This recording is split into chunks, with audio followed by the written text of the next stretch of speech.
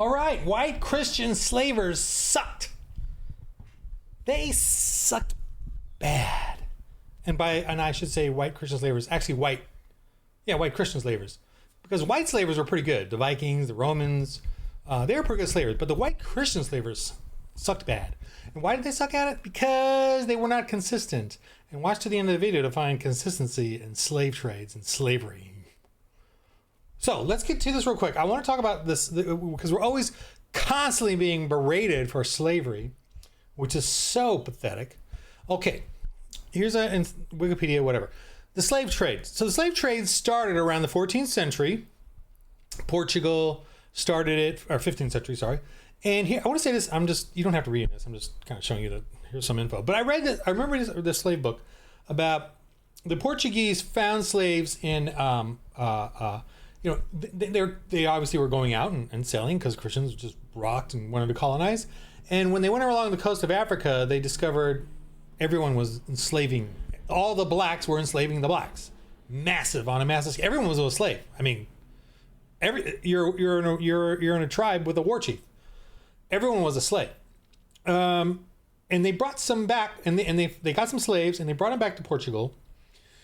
And by the way, you're a slave of a voodoo tribe. Okay, not just a regular tribe of war chief, but with a voodoo. Massive human sacrifice. So when you were a slave of these tribes, because they're all warred against each other, then they brought them to Portugal, and the Portuguese found that these African slaves were like really happy to be there, and they turned out to be good slaves. So they thought they were doing a good thing for them and helping them, whatever. Everybody needs a toaster, everybody needs a washer and dryer and a dishwasher. So they got more, and of course it just kind of exploded from there. And then as they're colonizing, they needed labor, and slave labor being a quick way of getting it. So that's where it exploded from Portugal to Spain, to going to, and obviously finding the West Indies and Caribbean. And remember, when we went to the Americas, 90% of the Indians got wiped out because of the viruses that came from from Europe. And so there was this like sudden vacuum, and then of course they had the sugar cane trade and all that.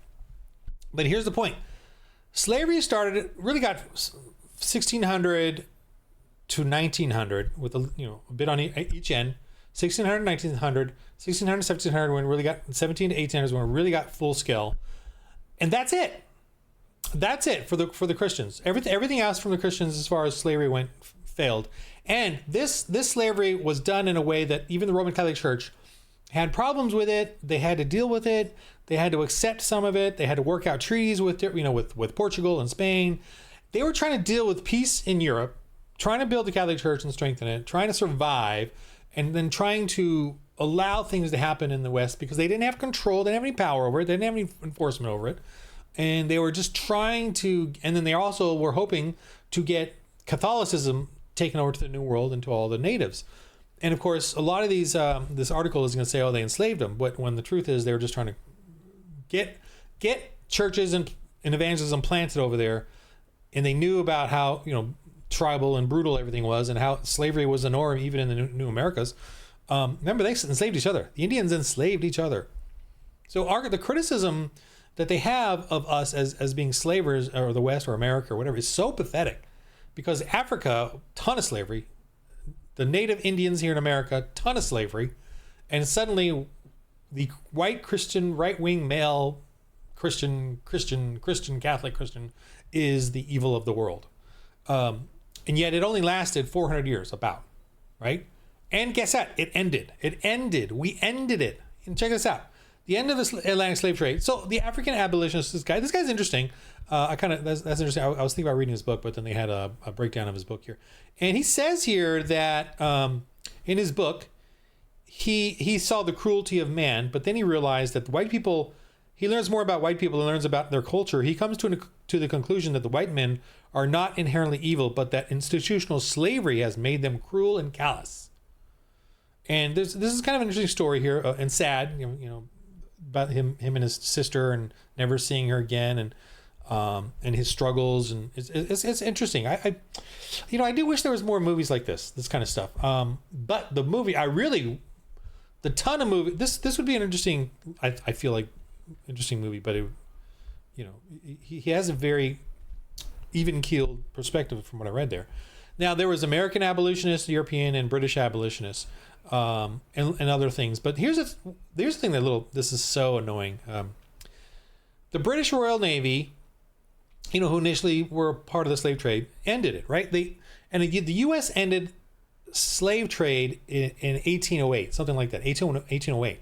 So their slave trade and slavery was never fully accepted and was fought tooth and nail in the States, peacefully, civilly at first, but then ended up in a war. But there was a lot of political wrangling going on to try to end it at the beginning of America, the birth of America. Thomas Jefferson wrote an end to slavery clause in the Declaration of Independence. He had to take it out because of freaking Democrats.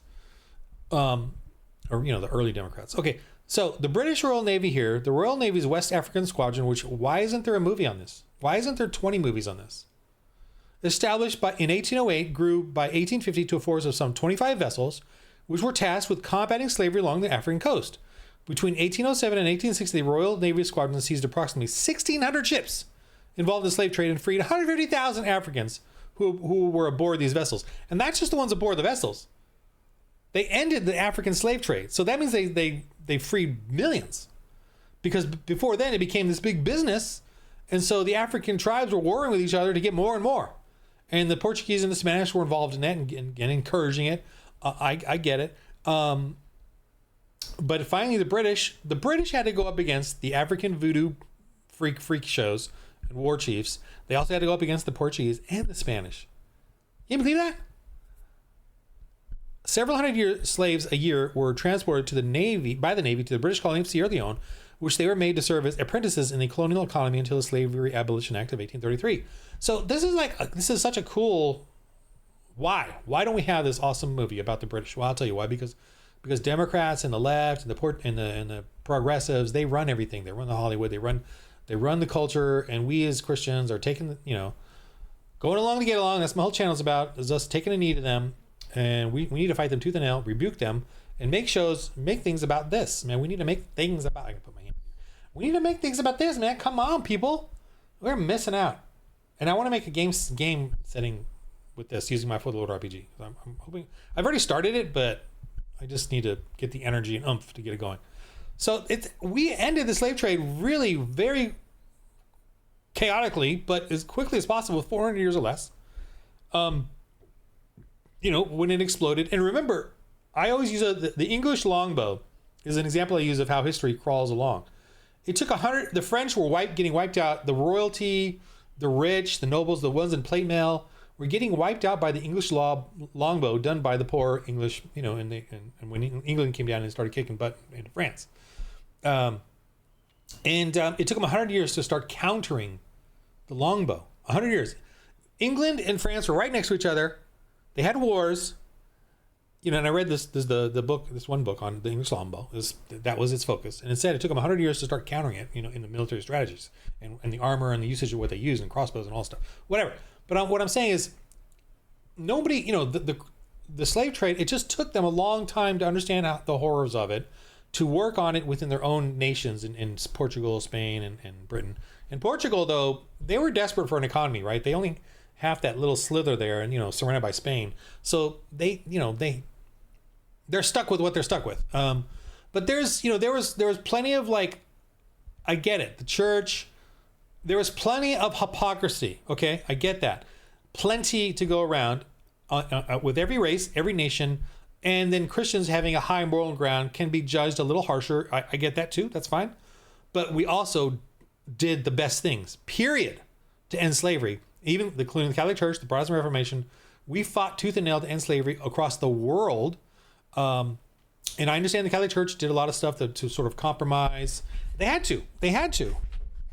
You liberals compromise all the time. Just talk to PETA and their slaughtering of pets. You constantly have to compromise and give up your moral high ground to get things done for the greater good, kind of thing. And I'm not saying slavery is good in any sense, but I'm saying that they had, today you have to allow some slavery to get to the source of the slavery to end it. You can't just start, attacking the slavery on the street when you got to go find, okay, drug dealer. You can't just end every drug deal on the street as a cop. You have to actually go let some of it happen so you can then find the source. And that's kind of the point here, is that they're letting some of it happen to try then to change hearts and minds at some point. And that's what Jesus did too, by the way, in the New Testament. The letter to Philemon in the New Testament is a letter to end slavery using the hearts and minds, not war or attack outright slavery. It's to affect the hearts and minds of slavers and masters and slaves to have a heart of Jesus. And that right there in and of itself, without saying it explicitly, is the end of slavery. Because if you have the heart of Jesus towards your slave, you're going to love them and love them like a son or whatever, and you're going to free them. You want to free them. That's, so that's the goal of even Christianity. Our goal is not to start wars and revolutions and violent uprisings. Our goal is to get in, become slaves of the society within, turn the other cheek and change the hearts and minds of the oppressors. That's why I'm a terrible Christian, because I just want to go do crazy things. Okay. But this is just amazing. I've read one book on it. I got a couple others now that I want to research and do this setting, but they were underfunded, everything. The slave ships had more firepower, more everything, were faster, better. And the Royal Navy was getting their butts whipped. And then in Africa, you only had like a year, average lifespan, because of all the diseases. And so it was horrible, like what I read. It was incredible that they still overcame it. And one thing that they finally did was they literally had to go in and steal the slaver ships and use them as their ships. That's an amazing story. Like they, strategy that they realized that they couldn't win. So they had to wait till the slave ships got into ports, and then they would go and commandeer or, stealing from them and start using their ships. That was one of many things that they had to deal with and, to end slavery. And it was crazy. And a lot of times they would free slaves, but then get sued by the Spanish or Portugal, who had some freaking treaty that they weren't even following. But the courts and the district judges had to actually counter some of the amazing heroic acts of the Royal Navy, and like they would lose out in the courts when they freed slaves, or and were expecting pay, and then didn't get to free the slaves, or didn't get there was things like that going on as well. Court wranglings by the different factions because of treaties and stuff. So that was like, dang, depressing. Like how did they even do this? And remember, this is only the west side of Africa, the east side of Africa. Okay, let me end this video by the east side of Africa, the history of Islamic slaves. Now here's something you never ever hear Democrats criticize. Never. I mean, 99.9. I've never heard of it. I'm assuming they must do a snarky once in a while. Oh yeah, as long as slavery is really bad. But let's talk about Trump. The history of Islamic slave trade spans over 1,300 years. I believe that's exactly when they started, 1,300 years ago, right? 700 AD. Yeah, 1,300 years ago. What do you know? Enslaves millions of Africans. Various regions across the world. Wasn't even like, the Atlantic slave trade for agriculture. It wasn't. That was the purpose of the white Christian slave trade, but the Islamic one was just everywhere. Trans-Saharan Eastern slave trade active in the 7th century. When did Islam start? 7th century, and continued until the 20th century. For crying out loud, people! Last state to abolish slavery being Mauritania, 1981. And guess what? It's happening again now because of Democrats, and now they've taken the culture back from pagans, and Democrats have taken the culture back from the Christians. Just turn on NBC, MSNBC, CNN, and every local government in blue states and some in red states too. Slavery in the Muslim world was practiced widely, with slaves serving various roles such as soldiers, guards, domestic work. Okay. Soldiers, guards, concubines. Okay, concubines. Now, I understand there was some of that, sadly, in the West, but this was official. Harems, official. And they obviously went after the white women in Europe and stuff for that, which is horrifying. I mean, black or white, but it's horrifying. Domestic workers were probably the old ladies who were mothers and grandmothers that they took away, and then they sent their daughters as concubines. That's how that works. Their sons were soldiers. The guards were the old fathers, and they would never saw each other again. I've listened to some like narration of some actual accounts, and one old man who did get freed, but he had to leave his wife, who remained a slave forever. He never saw his daughter, and his son he saw one last time, saying, they may have my body, but they'll never have my soul. A young boy, and that was the last time he saw him. And I don't even know if he got to hug him before he had gotten his own freedom through some wrangling or whatever. But his wife, he had to leave his. She was a slave in a home, and he had to leave her there. He got one hug from her. They allowed one hug before he had to leave. And he could never get him back. I mean, because he went back to Europe, and what power does he have to go back to an Islamic state to free his family? Oh.